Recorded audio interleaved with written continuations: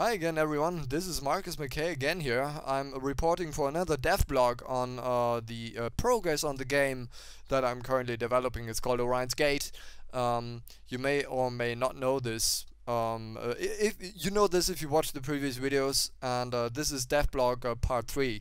Basically, last time I showed you a little bit about shadows and shadow mapping and how it was implemented in the game.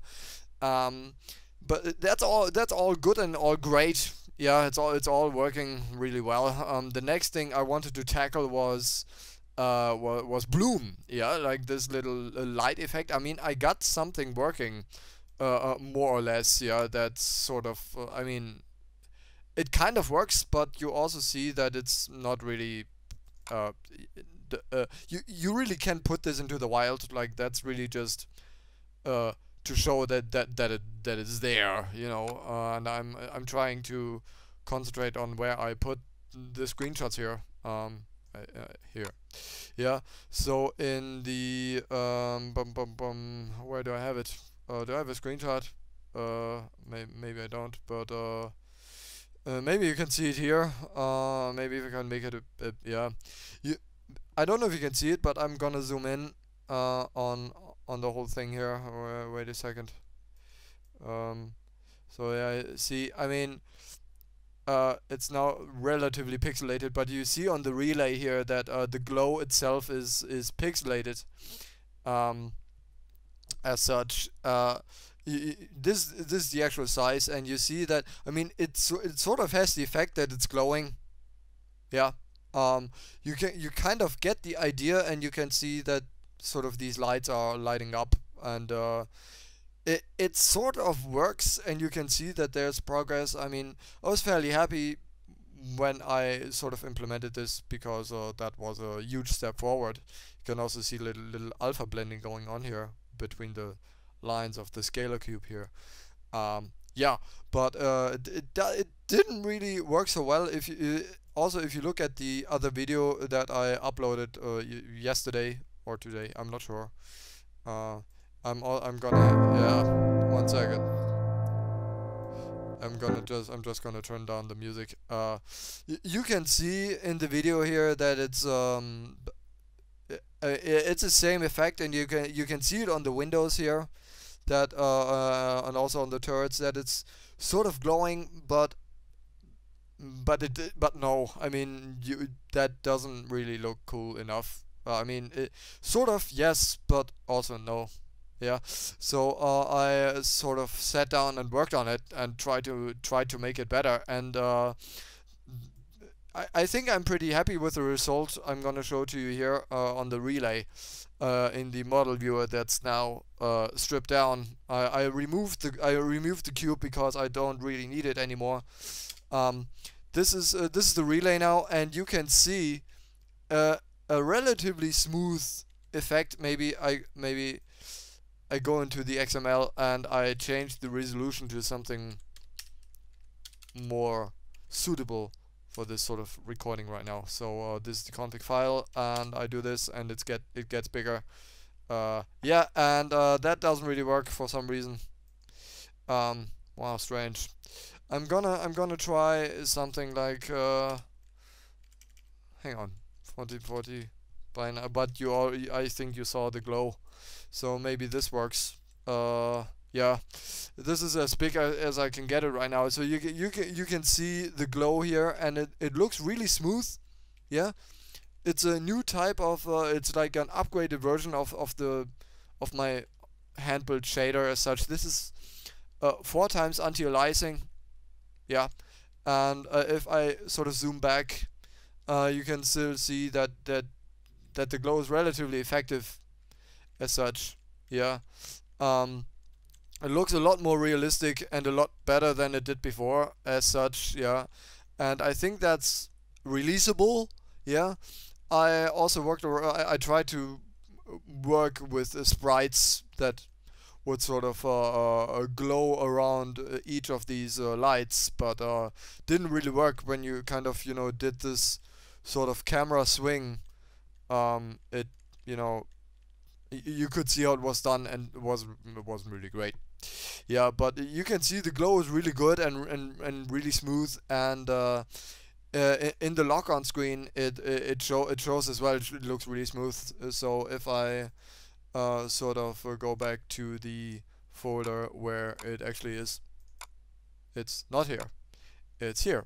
I hope it works because there appears to be, yeah, I put in the splash screen as well. Um, and you can see the glow is really nice as such. Yeah, it looks more alive and a lot more realistic. And you can also see the streetlights there.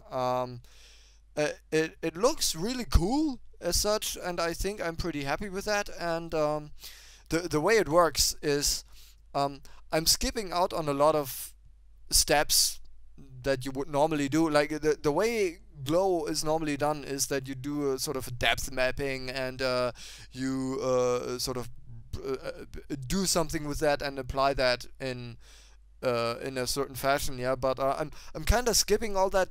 All that crazy nonsense. I'm just I'm doing it a different way, which doesn't really require depth testing as such. Yeah, but it seems to be working well enough, and I'm gonna work on the buildings. Yeah, they look pretty repetitive, and I know it. Yeah, it's really just development right now. So please excuse the mess that's that's in the city right now, but I'm working on it. Yeah, basically I just wanted to show you the little progress I've done on the glow that you're gonna see throughout the game, and this is you can decide whether or not you want to see it, but if you turn it off, it looks really dull. Yeah. And this is 4 times anti-aliasing. You can change the value in the XML here. Well, you can later on. You will be able to change it through the appearance tab here, which is not yet implemented. But see, anti-alias 4. I could also set that to 0. It would still look somewhat great, well, or somewhat not great, but it would look somewhat usable. Yeah, you would see a lot of more hard edges on the screen, and I mean, I can show that to you real quick. Just so that you see the difference. I mean, this is the best I can do without much performance impacts as such. Yeah. See, I mean, this is 0 anti-aliasing, and you can see it runs a bit faster. Yeah, the camera is rotating a bit quicker, but you can also see the hard edges around the turrets and around the lights here. So that's not really something you'd want. So ideally, in an ideal world, you would set this to either 2 or 4. I think 2 is actually good enough. I just played around with 0 and 4 at this time, and there's also a bug that sometimes it just won't load the resources because the temporary files are not yet deleted. See, this is 2 times anti-aliasing. It looks kinda okay. Not as great as it does on 4, obviously, yeah. But yeah, you get the idea. And on the sky, through the sky here, I want to put planetary rings because in the tool that I purchased to make the galaxy Terra Nova, which is the planet for the humans, has rings, and you can obviously see those rings at night. It's similar to the way that the moon is reflecting light that's coming off the sun, and that makes the moon visible at night, and it sort of works the same way with the planetary rings. I saw a video recently where it was a what-if scenario, yeah, like what if Earth had rings like Saturn, and this guy sort of did a scientific calculation on the rings and showed you some images how they would look in different places of the world, like Paris, Ecuador, Brazil, all that. It looked really cool, and I'm going to use that for inspiration on how to calculate that. They would sort of streak around sort of this sort of fashion. They would kind of be visible here and disappear behind the building, sort of that sort of stretch, yeah. But that's for another time, and I also have to put in a little parallax for perspective. But the point of this DevBlog right now is that you can see the glow, that I implemented looks a lot more natural, a lot better than anything I implemented before. This is a Reticulum Engine with its own shader, and I hope you liked what you saw.